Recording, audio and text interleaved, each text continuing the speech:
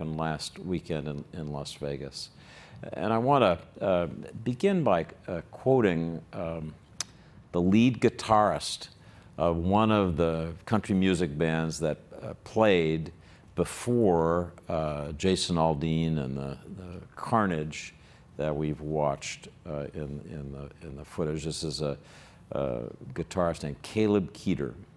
I'm quoting something he said. "I've been a proponent of the Second Amendment my entire life, until the events of last night. I cannot express how wrong I was. Enough is enough. We need gun control right now. My biggest regret is that I stubbornly didn't realize it until my brothers on the road and myself were threatened by it."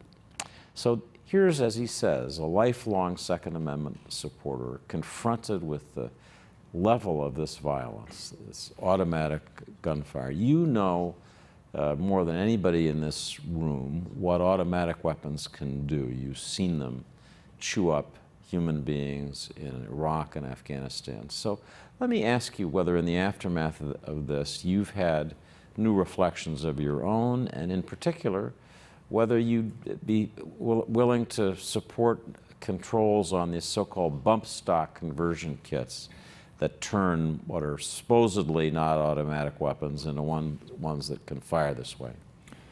Well, first, David, let me just express my deepest condolences and sympathies to the loved ones and families and friends of everyone who was murdered or injured in this terrible mass murder episode.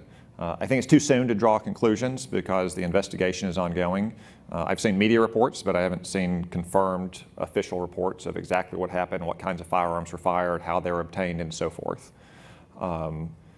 Automatic weapons have been strictly regulated in this country for 80 years. They've been nearly prohibited for 30 years since the 1986 amendments to the National Firearms Act. You can still buy ones that were in circulation for 1986, but it's under very strict government regulation, even stiffer background check.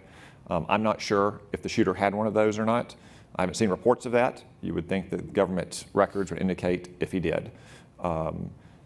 I'd be willing to entertain any kind of device that turns a semi-automatic weapon, which is defined simply as one pull of the trigger equals one round discharge, into an automatic weapon, which means one pull of the trigger equals an unlimited number of rounds discharge until your ammunition is expired or until your barrel overheats.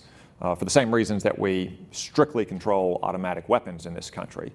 We'll wait for the conclusions of the investigation to come forward and see what the current law says and what authorities the ATF has, but I'd be willing to entertain those.